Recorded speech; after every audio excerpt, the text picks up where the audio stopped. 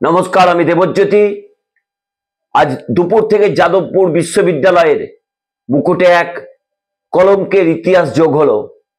বামপন্থী অতি বামপন্থী ছাত্রছাত্রীদের বিক্ষোভ, ভাঙচুর, অগ্নিসংযোগ, মারধর থেকে বাদ গেলেন না রাজ্যের শিক্ষামন্ত্রী ব্রাত্য বসু, তার নিরাপত্তারক্ষীরা, তার যে সহকর্মীরা ছিলেন তারা, যাদবপুর বিশ্ববিদ্যালয়ের একাধিক অধ্যাপক।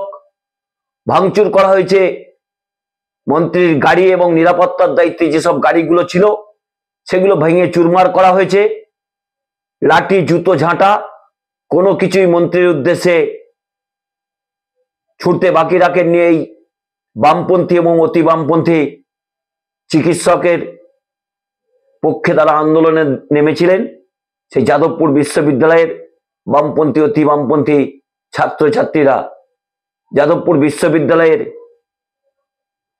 একটা ঐতিহ্য আছে, সেই ঐতিহ্যকে আজকে যেভাবে এসএফআই, এসইউসিআই ছাত্র সংগঠন, সিপিআইএমএল এর যে ছাত্র সংগঠন রয়েছে, যেভাবে আজকে কলঙ্কিত করলেন, তাদের মারধর এবং নোংরামির হাত থেকে বাঁচতে পারলেন না সেই বিশ্ববিদ্যালয়ের তার সহকারী শিক্ষকেরা।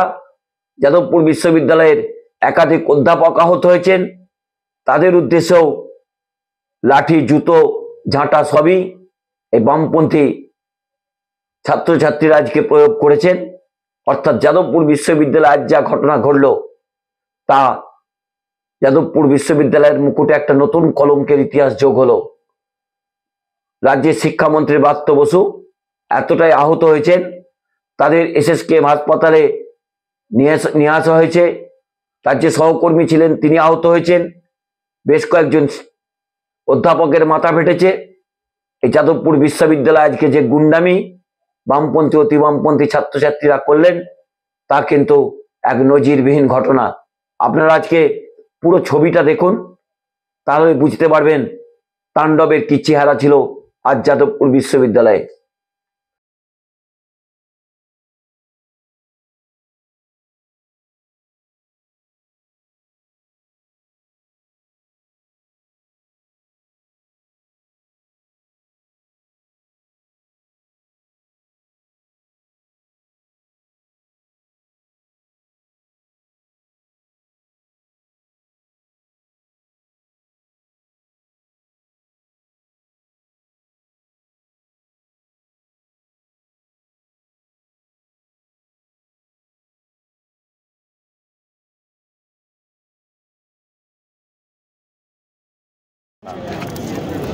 যাদবপুর বিশ্ববিদ্যালয়ের অধ্যাপক ও ওই নেতা তৃণমূল থেকে ছেড়ে দিয়েছে ভাইস চ্যান্সেলর হওয়ার পরে।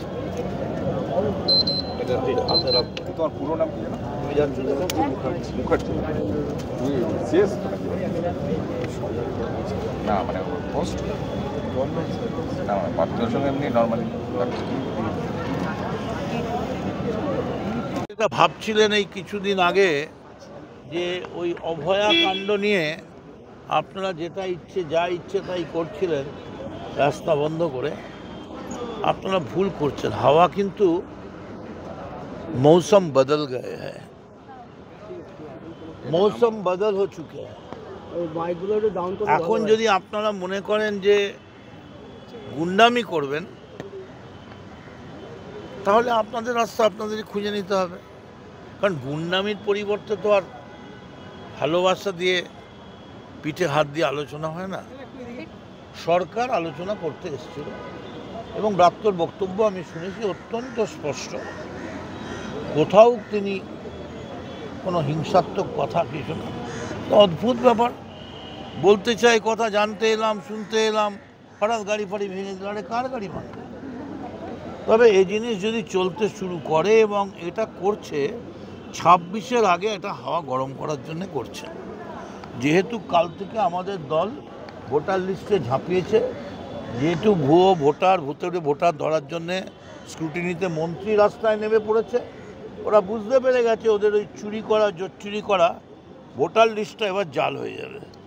অতএব এক্ষুনি আঘাত করো এবং এই যে তৃণমূলের প্রয়াস, মমতা বন্দ্যোপাধ্যায়ের নির্দেশ, তাকে অন্যদিকে ঘুরিয়ে দেওয়ার জন্য এই ঘটনা। সিপিএম বলছে ব্রাত্য বসু নাটক করছেন, মানে ব্রাত্য তো নাটকই করে, ব্রাত্যর নাটক দেখার জন্য লোকে পয়সা দিয়ে যায়। আমি আজ অবধি খবর নিয়েছি একাডেমিতে গত 3 বছরে ব্রাত্য যতগুলো নাটক করেছে একদিনও একটা টিকিট পড়ে থাকেনি, সবসময় হাউস। ব্রাত্যর নাটক লোকে পয়সা দিয়ে দেখতে যায়। আর সিপিএমের নাটক লোকে ঘেন্না করে দূর থেকে, শাসনে মজিদ মাস্টারের নাটক দেখেছে, সিপিএমের 34 বছর ধরে নাটক দেখেছে, হাতে ভোট দেওয়ার জন্য হাত কেটে দেওয়ার নাটক দেখেছে। সিপিএমের নাটককেও পয়সা দিয়ে দেখতে যায় না। ব্রাত্য তো সব থেকে ব্রাত্যজনের মতো একটা বই কজন পড়েছে? ব্রাত্য একটা অত্যন্ত বড় নাট্যকার। এতে কি হলো, ব্রাত্যকে আঘাত করে শুধু শিক্ষামন্ত্রীকে আঘাত করলেন না, যে নাট্য জগৎ, যে নাট্য আন্দোলন, যে গণ আন্দোলন, যে বামপন্থা নিয়ে আপনাদের এত গর্ব, সেই গণনাট্যর ওপরেও কিন্তু, সেই সংস্কৃতির ওপরেও কিন্তু আঘাত করলেন। ছাত্ররা বারবার দাবি করছে যে এতদিন ধরে ছাত্র সংসদ নির্বাচন হচ্ছে না কেন, তার জন্যই আজকের এই আন্দোলন, তার জন্য দীর্ঘদিন ধরে।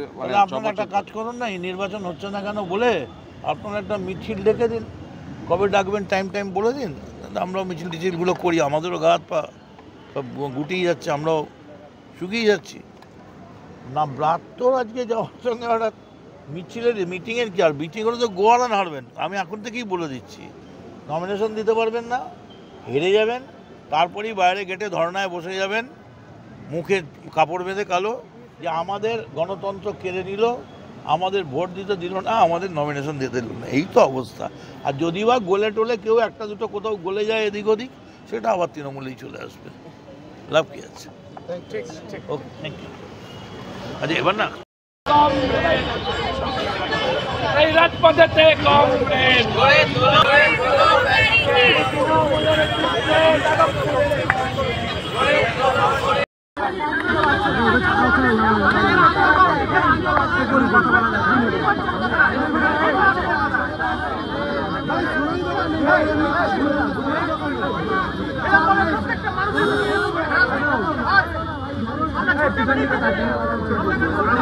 আমরা যদি পারি আমরা যদি চাই